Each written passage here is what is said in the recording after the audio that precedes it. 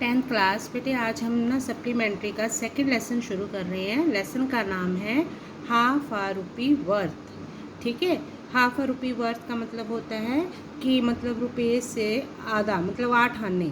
ठीक है, उसकी कीमत। आर के नारायण द्वारा लिखा हुआ बेटे। ये इस लेसन के ऑथर आर के नारायण है बेटा। लेसन में देखें, Subbiah a rich merchant sold rice at a price. Subbiah नाम है बेटा, एक अमीर मर्चेंट मतलब व्यापारी है जो sold rice price at a मतलब सोल्ड राइस मतलब वो राइस मतलब चावल बेचता था एट अ प्राइस, एक कीमत पर। A poor man approached him for half a rupee worth of rice. और एक गरीब आदमी उसके पास आया जिसे 8 आने के वो चावल चाहिए थे। Did the merchant gave him rice. क्या उस व्यापारी ने उसे पैसे दिए? देखिए बेटा, स्टोरी देखिए। Subbiah sold rice at the market gate. जो सुबिया था वो बाजार के गेट पर चावल बेचता था। ठीक है, in his shop you found heaped in wicker baskets. Heaped होता है ढेर लगे हुए, विक्कर बास्केट्स होती है बेटा बांस की टोकरियाँ। आल वराइटीज़ मतलब किस्में। उसकी दुकान में आप जो है हर सारी किस्में देख सकते हैं जिनके ढेर लगे हुए थे बांस की टोकरियों में।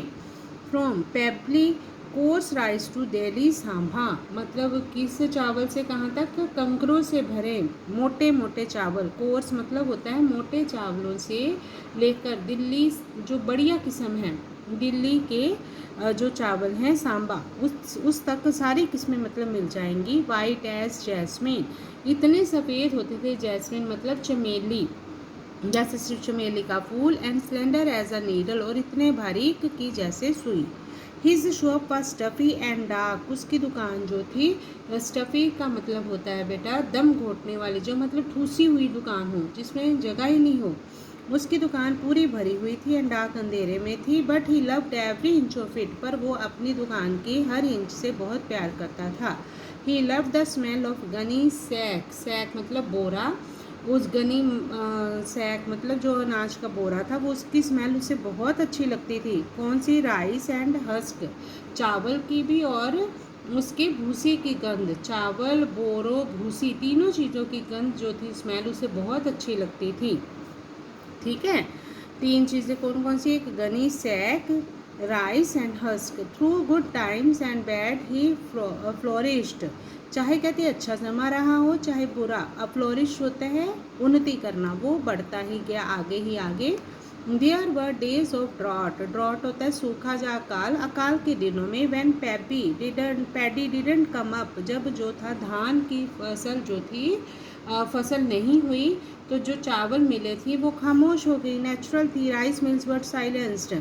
कि जो पैडी नहीं, धान, पैडी मतलब धान जब नहीं हुआ तो राइस मिल्स कैसे काम करती? चावलों की मिल्स वो थी जो चुप हो गई। वैन पीपल लुक्ड, जो होलो, जो लोग थे वो कैसे दिखाई देते थे? उनकी आंखें बिल्कुल खोखली मतलब खाली दिखाई देती थी।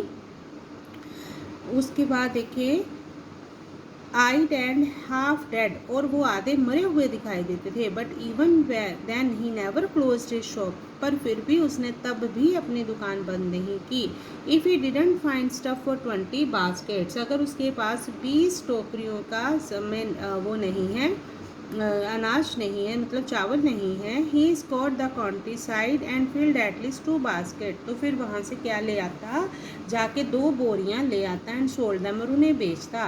There were times when the harvest was so rich. कहता है वो भी समय था जब फसल बहुत अच्छी होती।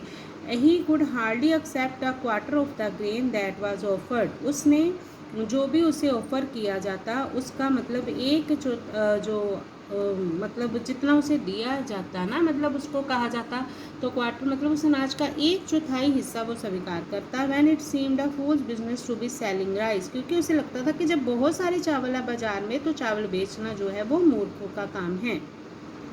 If you sold rice all day. अगर आप सारा दिन चावल बेचते हो एंड नाइट, और रात को, you could not hope for a profit of even 50 rupees. तो आपको लाभ नहीं होता 50 रुपये का भी। That called it depression in the trade. ऐसे समय को वे लोग कारोबार की अवनति कहते हैं। डिप्रेशन इन द ट्रेड मतलब व्यापार में, अवनति मतलब गिरावट आ गई है, नीचे चला गया है व्यापार।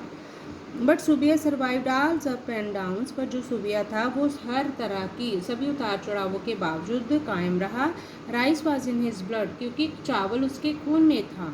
ही had served as an unpaid apprentice when his father ruled, मतलब वो एक अनपेड, जिसको मतलब पैसे नहीं दिए जाते थे, वैसे एक दुकान में काम करता था अपने पापा की।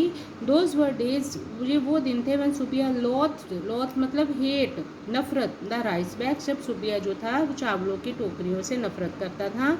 ही longed for the crowded streets, cinemas, football matches and wrestling tournament. Long for मतलब होता है इच्छा करना, वो इच्छा करता था भीड़ वाली गलियों की, सिनेमा हॉल्स की, फुटबॉल मैचेस की और रेसलिंग टूर्नामेंट की। विच ही साथ through the crowded shop door, जो वो सारी चीज़ें मतलब कहाँ से देखता था, मैं मतलब वो जाने में देखता था, जिन्हें वो भीड़ से भरी दुकान के दरवाजे में से देखा करता था। वो जाना चाहता था लेकिन उसके पापा उसे जाने नहीं देते थे।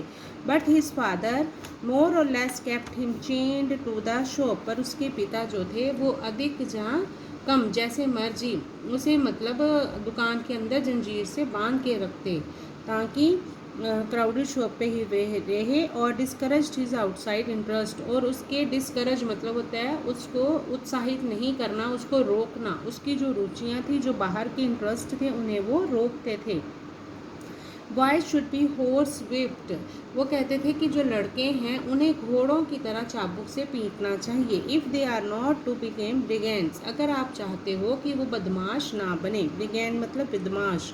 ही practise this theory of child training with such steadfastness that is due the little man had no eye or head for anything except rice and the market। उन्होंने जो अपनी इतनी स्टेट फिटनेस से मतलब है, फास्टनेस का मतलब है भी बहुत मजबूती के साथ उन्होंने ये जो थ्योरी थी वो इम्प्लीमेंट करी अपने बच्चे पर, कि उसके पास ना तो फिर कोई आंखें रही और ना ही बेटा उसे मतलब कुछ भी नहीं दिखाई देता था, ना ही सुनाता था, ना ही उसको दिखाई देता था, सिर्फ राइस और बाजार के अलावा। व्हेन हिज फादर डाइड, जब उसके पिता मर गए, ही स्लीड इन सो नाइसली, उसने इतनी अच्छी तरह से बिजनेस चलाया, that nobody notice the difference, कि किसी को भी इस डिफरेंस का पता नहीं चला। Most people thought that the old man was still there counting cash, बहुत से लोग सोचते कि वो बूढ़ा आदमी अभी भी वहाँ पर है, वो कैश गिन रहा है। बिजनेस प्रॉस्पर, जो काम था उसका, बिजनेस जो था वो फलता फूलता गया।